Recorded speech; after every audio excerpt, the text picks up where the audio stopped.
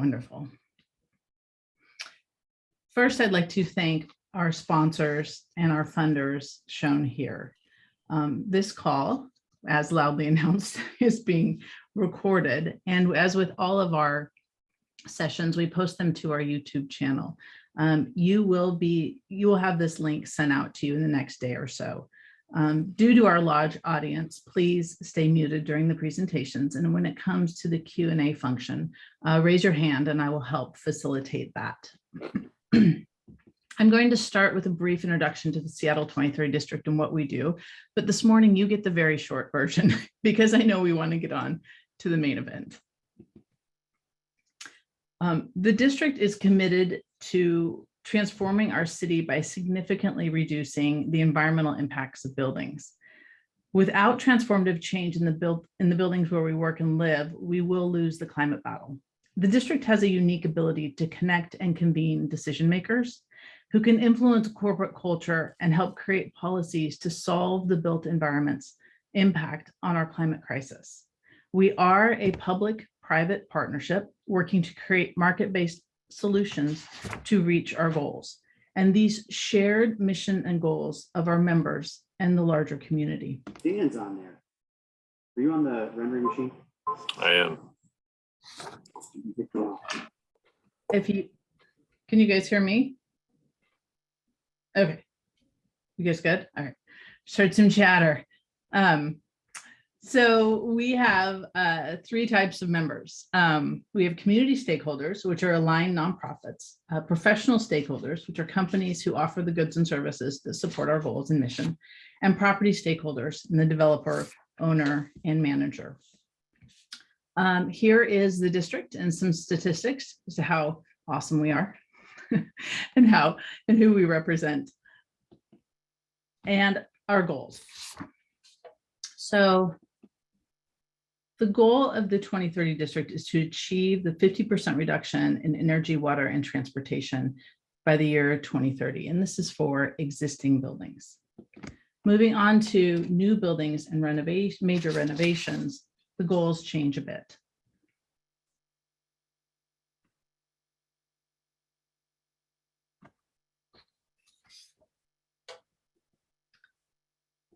So last slide, and a bit of a review, hopefully.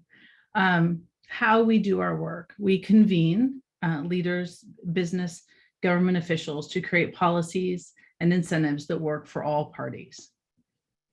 We educate in sessions just like this one. We provide demonstration projects with new technologies. We advocate tirelessly. And we facilitate conversations among building owners to share information. And the one thing that I think is very special about the district is that we create a space and a place for building owners to collaborate. There's fierce competition in the commercial real estate market, but we make a place where we can learn and we don't have to compete on something that is into all of our best interests, which is to solve the problem of climate change and the impact the built environment has on that. And lastly, we celebrate the fun part. And I have to do a shameless plug for the Vision Awards, which is coming up. Many of you on this call are already attending. It's a live event. We are a go. We have reached the number we need to for, so it's a live event on March 10th is when it's coming up at 5:30. And so you can register on our website. So on to the main event. Let me exit out of this. All right, so many more people have joined us. Okay, so now I will introduce our speakers. Peter see, I was going to try and do this, but I've even practiced. Bardaglio is the managing partner and founder of Seneca Strategic Consulting in Ithaca, New York, specializing in the design, integration, and implementation of strategies that create more resilient and effective organizations and communities, particularly in the areas of climate change, clean energy, and sustainability. He is also the executive director of the Ithaca 2030 district. Peter has worked with our headline speaker to identify buildings for the city's decarbonization initiative, as well as financial solutions that will allow commercial property owners to participate in it. Peter's going to open and speak for just a brief few minutes to start our session and also share more about what he's doing and key, how to get a hold of him after the presentation and after the Q&A. Luis Aguirre-Torres is the Sustainability Director for the City of Ithaca. Ithaca is exploring a new solution to fund and motivate building owners to decarbonize. Luis has helped Ithaca raise $100 million by offering investors entry into an equity program he's going to tell us about. The goal is to create a lending program to provide low interest loans for quick implementation of sustainability technology for building owners at scale. I look forward to hearing where Ithaca is in their process and what goes into building programs like this. So, gentlemen, Peter, do you want to go first to take it away? Sure. Thanks, Cassandra. As Cassandra noted, I'm just a sideshow here today, so I will make this quick. I first got interested in green buildings when I was provost at Ithaca College and decided that the new business school building, which I led the fundraising for and design, that we planning, I guess I should say, that we should go for LEED Platinum. That at the time was very ambitious. We turned out to be only the second LEED Platinum building in all of US higher ed and the first business school to go LEED Platinum. And from there, I helped to lead the sustainability effort at Ithaca College.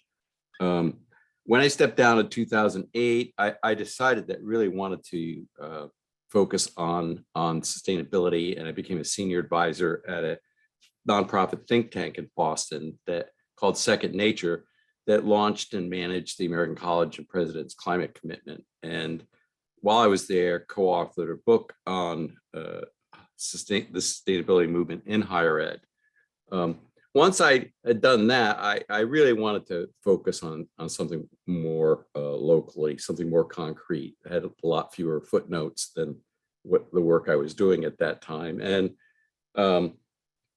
helped put together a coalition of community leaders and activists called the Tompkins County Climate Protection Initiative, and that was in 2008.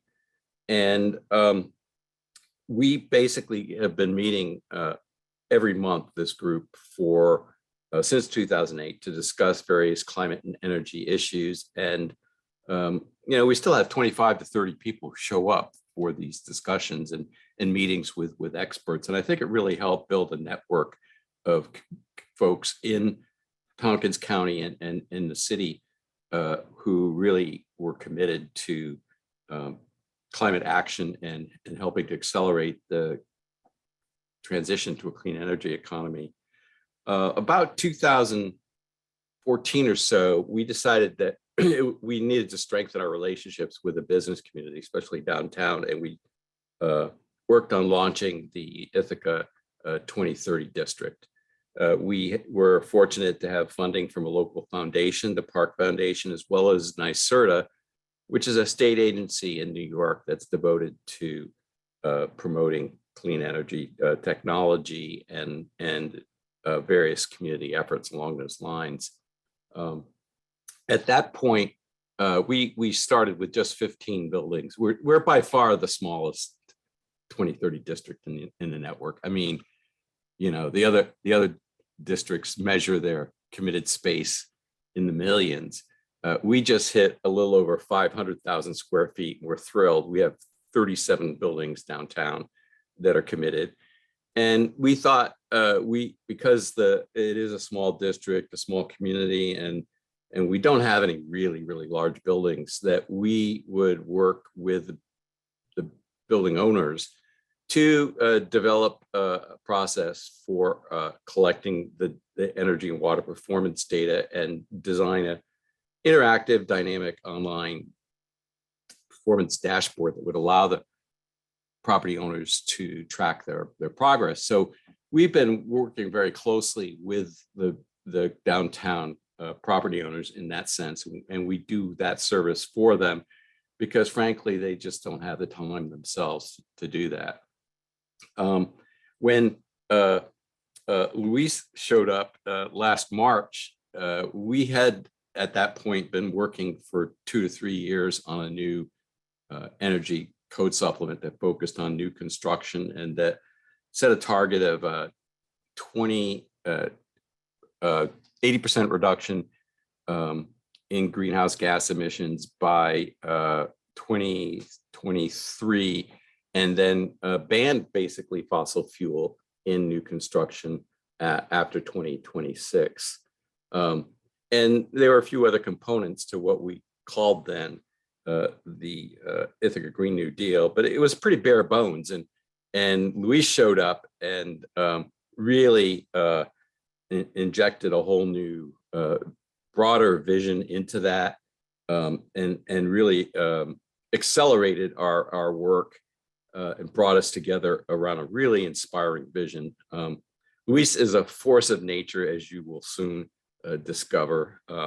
Been really, really fun to work with him, and very inspiring too. So that, I hope, helps to set the table for Luis and his work.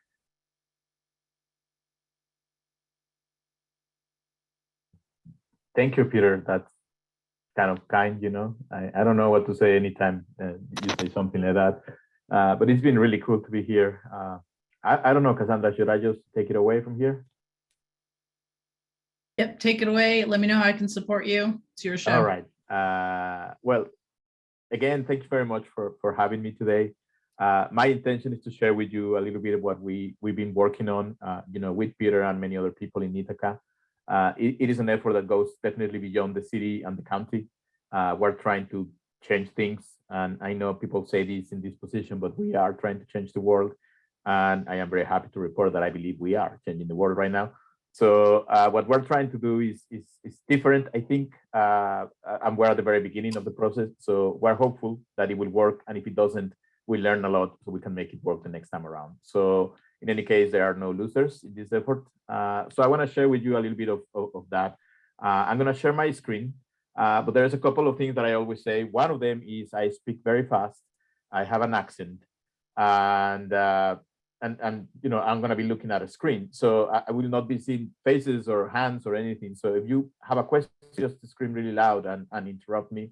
And the ruder, the better. And I promise you I'll stop and listen to the question. But also, you know, it's okay. I mean, not a lot of people can understand everything that I say, and I don't mind if you tell me, can you repeat that? Because I have no fucking clue what you just said. You know, all that works for me. Excuse my French. Anyway, so first of all, can you see my screen? Yes, we can see your screen. Fantastic. So, well, let me tell you a bit about, you know, what I'm trying to do here in Ithaca. Before coming to Ithaca, I had been working on policy. I had been working on technology and finance. I was an entrepreneur for a while, but mostly I'm a geek about climate change. So I moved to Ithaca early last year, and at the end of March, I was named Director of Sustainability for the city. And what they gave me was this piece of paper, what you have in front of you. And this is the Ithaca Green New Deal. And, you know, this is interesting. You know, we need to start from, you know, telling people the truth, because that's what people have to do, right? So what we had was 2019, you know, the year when Representative Ocasio-Cortez made a ton of noise in Washington, and together with Senator Markey launched the Green New Deal. And that, you know, started a movement that was mostly run by the Sunrise Movement. And we have a chapter in Ithaca, and it's a bunch of kids, but really smart, really well informed. And they put so much pressure on the government and the mayor that they were like, okay, we'll do this. We'll have a Green New Deal. The problem is that, you know, they passed the Green New Deal, and it's what you have in front of you. That's the resolution. But then nobody really explained to them what it means. Because at the end of the day, if you want to do this, if you want to really be carbon neutral by 2030, if you want to address historical inequities, economic inequality, racial injustice at the same time, you are talking about a massive transformation in infrastructure, in the way we perceive energy, in the way we perceive and relate to each other. So I am not entirely sure that they were aware of that. So when I came in, I said, like, look, I mean, if we're going to look at this from a technical point of view, you're talking about reducing carbon emissions. And, that's cool. We're going to do that. But we need to work on reducing energy intensity. And then we need to reduce carbon intensity in every unit of energy. That's kind of what we need to do. And what that means is massive infrastructure changes and a massive investment. Basically, I told the mayor and common council, we need about $2 billion to make this happen. And, they were not expecting that because when they passed the Ithaca Green New Deal, and, even today, the city's budget is around $80 million. So the idea that a city would need to invest or attract investment equivalent to $2 billion to really make change palpable, it was difficult to conceive. But, with the help of Peter and a bunch of other people, I was confident enough to tell the government, like, you know what, I think we can raise that money. I believe that we can do that. Because, in recent years, we know that, financial institutions, insurance, real estate funds, they have all the money. So we're going to go after them. We're going to invite them to participate in what we're trying to do here. And, maybe, we'll have some luck. But we also needed to change the Green New Deal because we needed to make it more than a resolution. We need to make it less a piece of paper and more a movement. So we started defining this in a very different way, because I think that's the way you can do really carbon neutrality. First of all, is the recognition that this is a very difficult task. Just like 1962, President Kennedy says, we're going to make it to the moon. And then that started a huge, huge movement and transformation in the government, in the way we do partnerships, in the way we do supply chain, and everything. But the least important thing becomes whether we landed on the moon or not. At the end of the day, the most important thing is the transformation that happened in society and in government. So that's why the Ithaca Green New Deal is a mission-oriented and collaborative approach to carbon neutrality. But it is all about, altering the economy, making things different, making sure that people understand their role in society, but also the role they have in relation to others, in relation to government. And then we need to make sure that whatever it is that we're doing, because all these changes need to have an equity lens, right? I mean, we cannot repeat the mistakes that we made several years ago. So we need to actually have change that benefits everybody, because at the end of the day, what we want to do is elevate social capital. I mean, this is not about just handling energy in a different way. It is about long-run outcomes. It is about elevating social capital, but mostly it's about building a new world where we have equity and justice at the very center. And what we have is sustainable prosperity that we can all share. This implies a number of things. And one of those is we need to change the way we act, as government.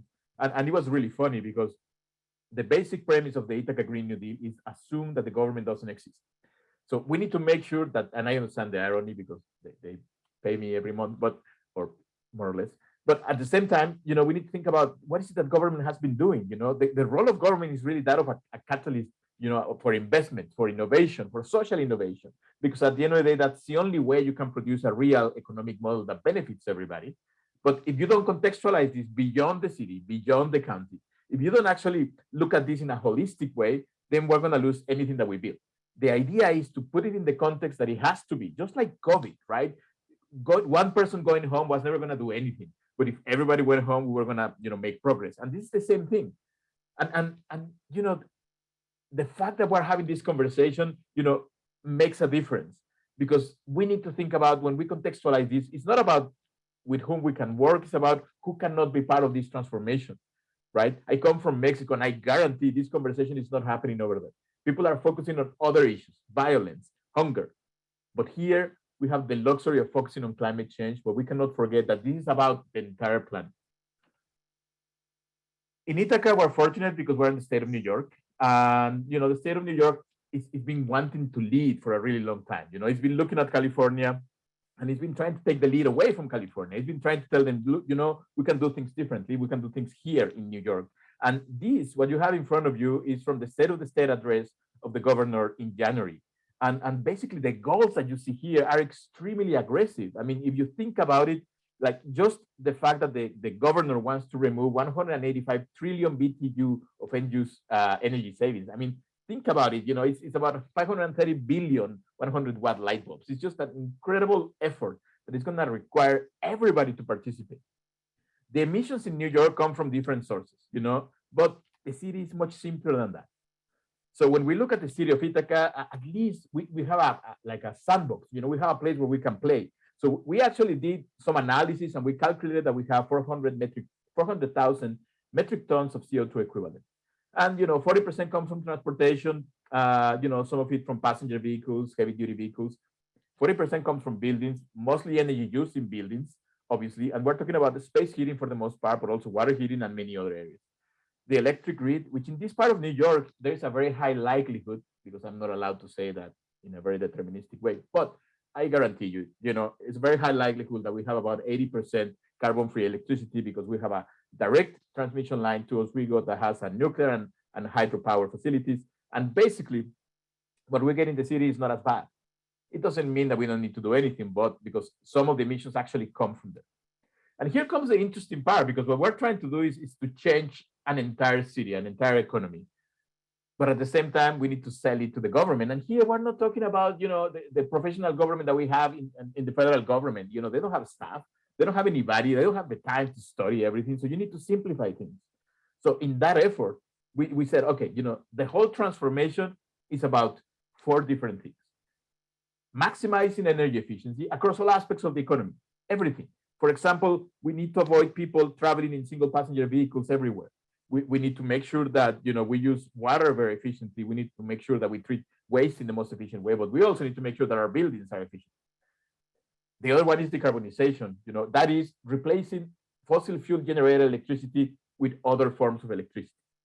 And electrification of everything that we can electrify. And the energy stock in the world, I think about 65% is that you can electrify. But in the city of Ithaca, because of the simplicity of our economy, we can actually electrify about 85% of the energy use.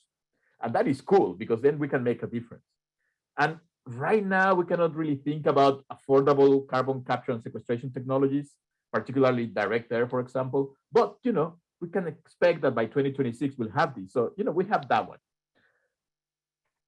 So the way we look at our 400,000 metric tons of CO2 equivalent is, it's an opportunity. It's an opportunity to reduce 30% of the emissions just by implementing energy efficiency, 30% more through electrification, 20% through decarbonization. And if you think about it, we're 80% where we need to go. And whenever we can get our hands on carbon capture technology, then, we'll be 100%. But here is the thing, and I always think about it this way. In Paris, we had this huge ambition and we wanted to change the world. And then the ambition, was reduced to a pledge. And then after the pledge, there was a negotiation. And then we had to go back and talk to the president. And then the president had to talk to Congress. And the moment it made it all the way to Ithaca, it was absolutely pointless to think about what we committed to do in Paris. Because in cities, in municipalities, it really is where the rubber hits the road. So what is it that we mean when we say 30% reduction through energy efficiency? Well, we mean this. We mean our buildings need to be thermally efficient. Our appliances need to be the most efficient possible. When we talk about waste, we need to look at resources. We need to think about it in a circular way. We need to think about circular economy. And we need to make sure that people use more transit and that this transit gets everywhere it has to go. But we also have other modes of transportation. All of these are different independent programs that we have right now in the Office of Sustainability in the City of Ithaca. And when we talk about electrification, we're talking about this. We're talking about, removing natural gas, propane, baseboard heating systems, and replace them with heat pumps, with electric alternatives. Same thing for water heaters, for cooktops. And then we need to start thinking about the benefits of scale. For example, if we were to have an EV charging infrastructure in a building, commercial or residential building. For example, in my house, the installation for an EV charger is the same one that I need for my electric clothes dryer. So we can actually, start thinking about this in terms of co-deployment. And the NREL, for example, had this story about the benefits of co-deployment of solar and EV charging, or heat pumps and solar. And if you start thinking about it, on one hand, we want to get to scale, but just inside one building, we can achieve a scale by thinking about these technologies in terms of co-deployment. In terms of decarbonization, it just means we need tons of solar. We need to increase solar on our rooftops, ground mounted. We need to figure out how we can bring more solar into the city. And if we are going to do this, we also need to look at how we can take advantage of the affordability of energy storage technologies. Or, for example, what about hydrogen, right? I mean, it is a funny thing because we are all talking about green hydrogen, etc. But, municipalities like Ithaca, we have a wastewater treatment plant, which is, one of the most advanced in the countries, but it's not that it's just, a space rocket or anything. We have a wastewater treatment plant that right now has 2 biodigesters. And then after the process, we have solid organic waste that can be put into a biomass gasification chamber. And it is a funny thing that you can actually have hydrogen as a byproduct of biomass gasification. So you not only produce biochar, you can actually have hydrogen. And here comes another interesting thing. Surrounding Ithaca, we have farmers that devote their lives to corn, and they actually produce corn for ethanol. The moment we have this transition, we're going to affect their livelihood. So we need to figure out a way of helping them. Well, the wastewater treatment plant becomes essential because actually we cannot, switch corn to switchgrass and have that switchgrass brought to the wastewater treatment plant. And then we can use it to produce hydrogen, and we can still pay them for that. We can actually maintain their livelihood without having to participate in the fossil fuel industry. We're looking into all of these things. We're also looking into electrifying our transit, even our refuse trucks. We are right now talking to Volvo and other companies because I believe that it is the right time to acquire an electric garbage truck for the city. Then, we're going to be looking at carbon sequestration and different technologies. But here's the thing. The way we do this, it has to be with equity in mind. It has to be thinking that, if we don't correct those historical inequities at the same time that we're doing this, then we're losing half of what we're trying to be. So there is a key element of climate justice that we're working on. So what you have on the left side is infrastructure changes. But what you have on the right side is the lens to which we have to put everything that we do. And I'm going to get into that in a second. We need a baseline. That's why we have our climate action plan.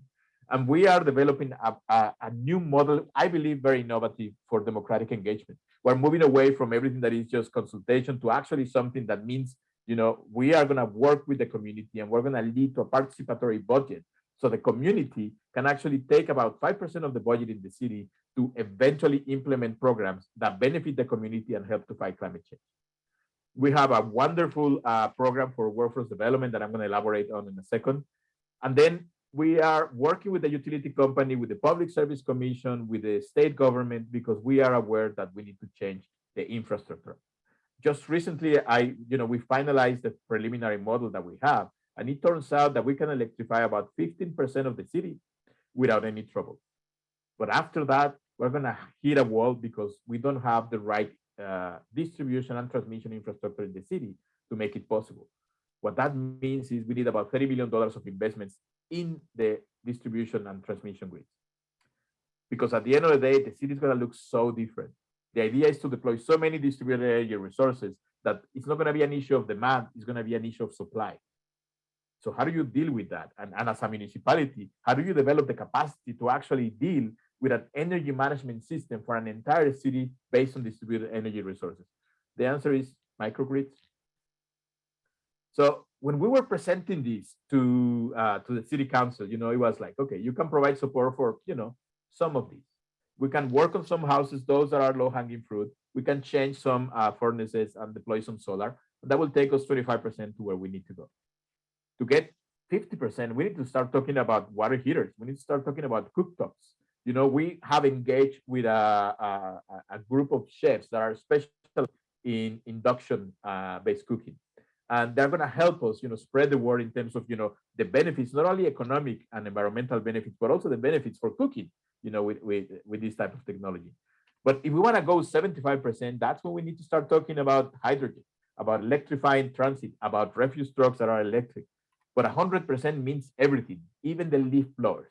That's what it means to have a carbon neutral or city by 2030. And it's not going to be easy. We have a plan, and we started last year. We started, refining the Green New Deal. We had an energy code supplement that we published in May last year. And Peter just mentioned that. And that basically bans natural gas in new buildings and major renovations in the city starting 2026. We created an energy compact, because the idea was to present this at the highest possible level and show the commitment that the city had before the United Nations. So on June 24 last year, the mayor of Ithaca presented before the United Nations our plan to achieve carbon neutrality. And what that led to is conversations with investors, conversations with people that had money. Because part of the intention of the city was to raise at least $100 million so we could actually finance this with private capital.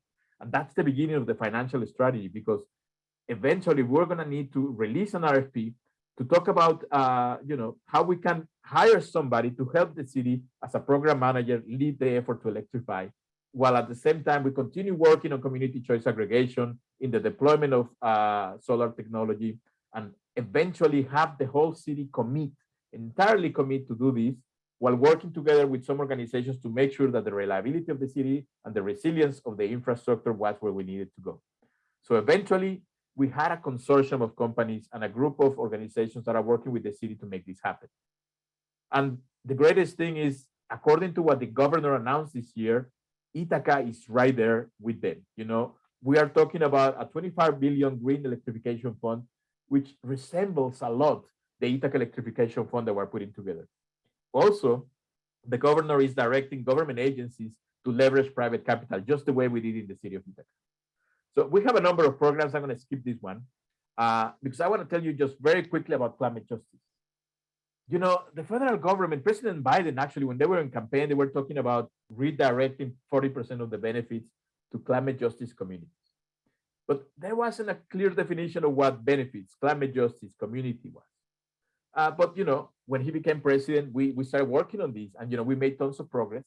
And now there are some guidelines from the federal government how we can actually achieve climate justice. The state government is doing the same thing through the CLCPA, to the Just Transition Working Group, and they're working on, probably we can make this a fair transition for everybody.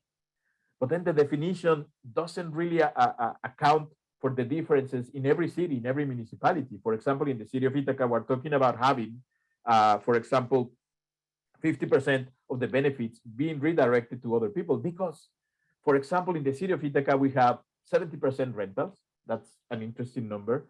And we also have one of the most expensive real estate markets in the entire state. And because of climate, people are migrating from New York City to the city of Ithaca, and minorities are being gentrified out of the city. So suddenly, homeownership becomes an issue of climate justice. So we are adapting those definitions to create our city definition of climate justice so we can redirect benefits. We are also partnering with other cities, with the city of Rochester, Syracuse, Elmira, and Binghamton to create a green jobs corridor, because the city of Ithaca doesn't have the workforce to take on a whole city being retrofitted and electrified. But Rochester, Syracuse, Elmira, and Binghamton, they have a lot of unemployed and underemployed people, particularly affecting disadvantaged communities. And then we went to them and we proposed, what if we were to share the cost of transportation? What if we were to share the cost of childcare? What if we were to share everything that is needed so people can participate in this and move from one city to the next without having to change residence? So we created a green jobs corridor to take care of this. So going back to this, what we need to focus on is this, because that's what we're doing right now. This is what is costing the city about $400 million. This is what we're trying to do in collaboration with about 57 different organizations. We're doing this by having a comprehensive approach to policy, but also looking at technologies, looking at what we need to have a carbon neutral new building, what type of retrofitting and electrification we need to do to have 6,000 carbon neutral existing buildings. We need to have a benchmark law. We need to have a building performance standard. And all of this is going to happen between now and 2023. And we are going to see the results materializing starting in 2026 and by 2030. Carbon neutral buildings for us means addressing design, addressing construction, addressing operations. We are doing this through policy, through our energy codes, the construction ordinances, and also our building performance standard. But the implementation is difficult. We have some financial challenges that are going to be a nightmare. But, we're way on our way to raising the $400 million that we need to make this happen. We're actually helping raise another $100 million to change the electric infrastructure because we partner with the utility company. Have you ever heard of that? The utility company is actually partnering with the city to make this happen because we understand that this is the future and we understand that this is the beginning of it. So let's work together and make it work, right? But there's also a challenge economically speaking. How do you make it work when natural gas is subsidized the way it is? How do you make it work for somebody who has propane or a hybrid installation? So we're actually looking at the different arrangements that we can have to make it work for everybody. In terms of infrastructure, as I mentioned, we're expecting to have in winter 3 times the load that we have in summer right now. And think about what that means. Like you had a terrible summer, and it's not the only place in the country, but imagine that now, the amount of energy that we're requiring from the system is even 3 times bigger during the winter. And workforce, we need to work on that. So all of these are challenges that we are trying to address in the city, so we can actually do this and eventually add all the different elements that we need. So we issued an RFP in August to get a program manager, somebody that will help the city manage relationships with investors, with local companies, to manage, supply chain, because at the end of the day, the city doesn't have the capacity to do it, but we have the ability to direct some of the work and rely on somebody with experience to make it happen. So we eventually in November hired Block Power as the program manager, and they are together with Alturos, the other investor. They're going to be in charge of helping us retrofit and electrify the entire city. This made headlines, and the reason it made the headlines is not because we did it. It's because at least we're trying something different. And we're trying something different, and that is, we're going for a whole city. We're actually, trying to take advantage of private capital being available. We're repurposing the use of state and federal dollars. We're actually relying on insurance to make it happen and make it work differently. And we're working with a large number of organizations in recognition that this is not easy. I'm almost done. I'm going to take you through a couple of slides very quickly to show you exactly what I'm talking about. For example, right now, everybody thinks like, how are you going to make it work for the entire city? And you need to be very efficient. So when you look at the entire population, you can look at it as if you were looking at the fusion of technology. And you know that about 35% of the population in the city are on the other side of the political spectrum. They will never go for this. So we're not even bothering, to be honest. But we have a bunch of people that have Teslas already, and they're going to come on board because they just need an opportunity to do it. That means that our effort is very focused on that 50%. But it gets really interesting because half of those are low-income people for whom we have incentives. So we're actually paying people to participate. So that leaves me with 30%. And that's what the effort is going to concentrate on. Because we believe if we look at this from a behavioral economics point of view, that 30% actually is what will take us to where we need to go. That's the notch that we need to produce a whole transition. Because the moment we go over 51%, the remaining 49% of building owners that haven't done the transition to full electric are going to be disproportionately harming others by producing emissions from energy use in their buildings. And that gives me enough to have legislation and force them to do this transition eventually. We are leveraging private capital. I promise you this is the last heavy slide, but I just want to share with you very quickly what is it that we're trying to do. If we look at the distribution of the city based on income, and then we think about a regular, commercial bank being really optimistic, thinking about a 4% interest rate program. That is not something that you can do for people that are 2 or 3 standard deviations left of the median income. So you need to find a way of providing credit enhancements and also reduce risk by creating a diverse portfolio. What that means is we need to do this at scale for the entire city. So we can have enough of diversity of buildings and building owners so the risk actually goes down. And we need to have long-term certainty. That is, the city has to commit to do this for the next 20 years. So we can guarantee the necessary cash flow so the investors can actually trust that this is going to work. And the city has to help with other programs. We need to repurpose state and federal money, and we need to repurpose rebates.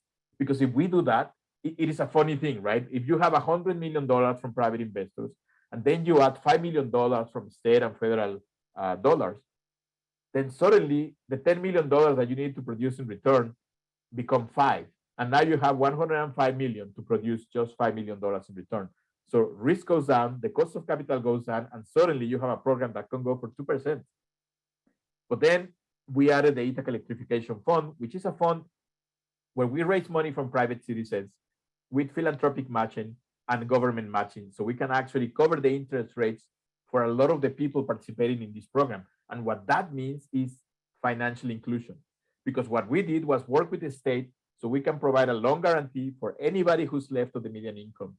And given that we're using private money, now we have a mechanism to provide a credit enhancement that allows us to have full financial inclusion for everybody in the city. And for some people, we're offering a financial product that would allow them to retrofit and electrify their buildings for pretty much nothing. So we are defining some priority areas. We're starting like this. This year we're going to be looking at some specific neighborhoods in the city.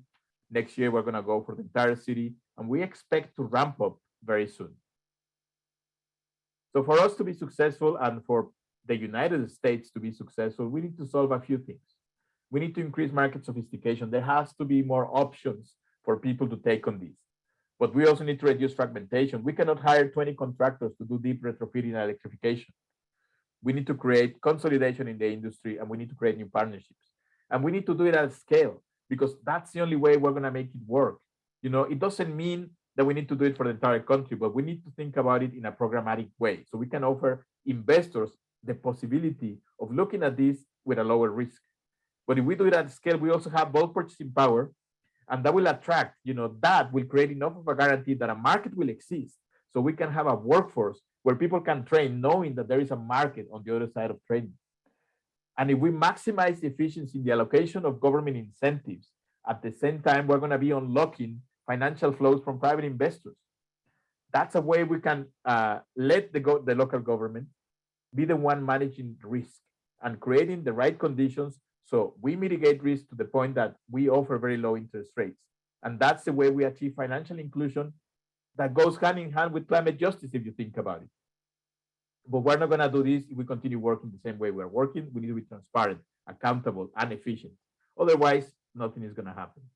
So I'm going to stop right here. I said a lot and I went very fast, but I just wanted to share with you everything that we're doing in Ithaca. And I believe that we may have found a way of decarbonizing the US. We're testing it out, but very happy to answer any questions or receive any comments that you may have, right?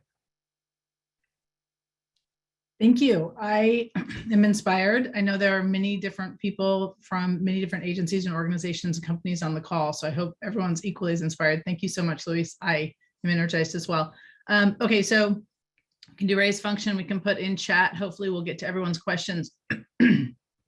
Here's one. You mentioned retrofitting for nothing. It seems that your chart indicates virtually no interest.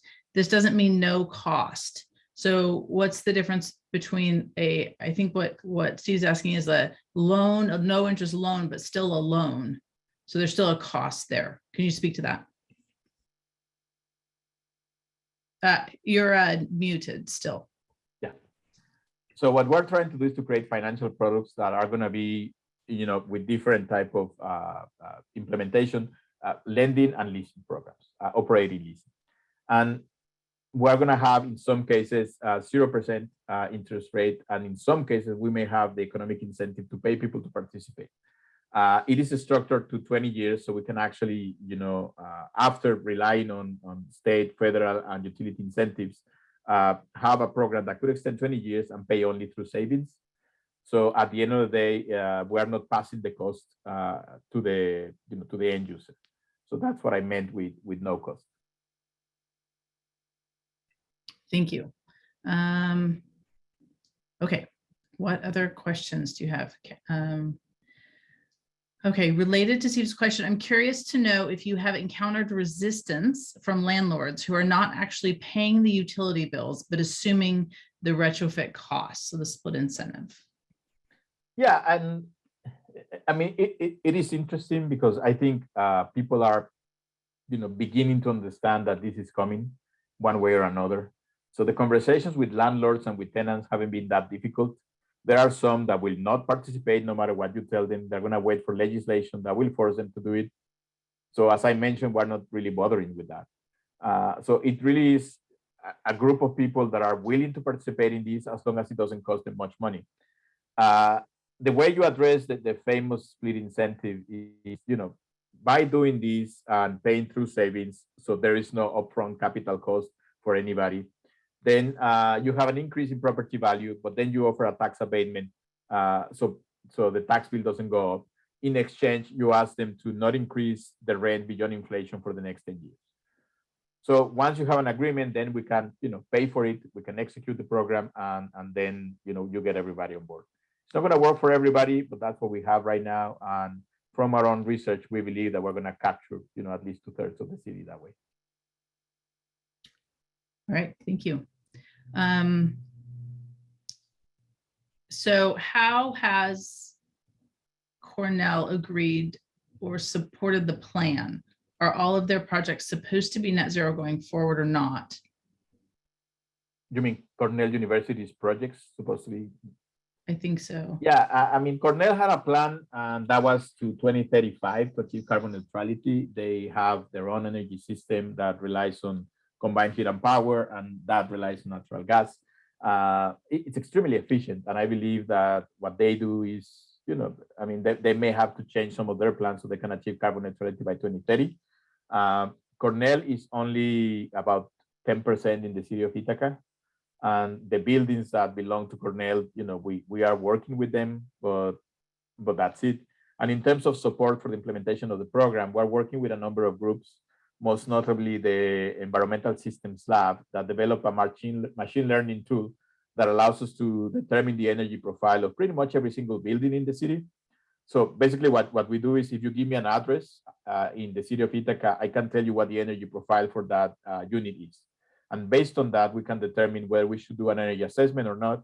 And then we call them, but we tell them, we believe that you can have these many savings, money or energy.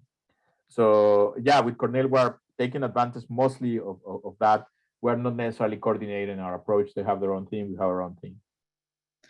Thank you. And you guys, you're also welcome to raise your hand if you can't access the chat function, and you can ask your own question too. Okay, here's a couple more we're going to fire at you. Who's managing the Electrification Fund, the city or the utility, and who determines how it's used? It is to be managed by a nonprofit organization, and the philanthropic funds that I am hopeful will confirm their commitment will have a say as to where it's used. I mean, it is created with the purpose of covering the interest rates only. So it's not managed by the city, it's not managed by the utility. Nothing that I mentioned has to do with the utility other than the upgrades to the distribution grid and the transmission infrastructure. All right, thank you. Is the city of Ithaca creating any case studies, or is there any information or a website that people can go to if they're interested in learning more after this call? Not right now. We are in the process of creating the electrification program's website. It should be up and running mid-March, so we're not really that far from it. It has been about capacity. We're just two people in the sustainability office, and we do what we can, but we haven't had the time to do that. There are a couple of white papers that we're putting together, one with the help of Rewiring America, and that one we haven't started yet, but they have offered help to complete it. And we're also working with other organizations to do this. We're part of the White House Building Performance Standard Coalition, and I believe we're the only city in New York that is part of that coalition, and they're also helping, to put together, to document everything that we're doing.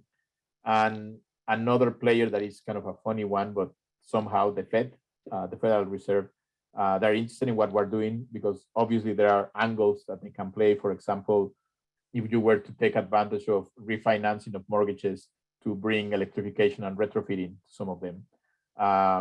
So they're interested in building a case study for the city so they can promote, the retrofit upon refinancing. Great. Thank you. Well, when you get any of that out, send it our way and we'll be sure to pass it along. Okay, here's another one. You mentioned a tax abatement. Does that mean you are using PACE, but then somehow offsetting the higher property tax increase? No, we're not using PACE.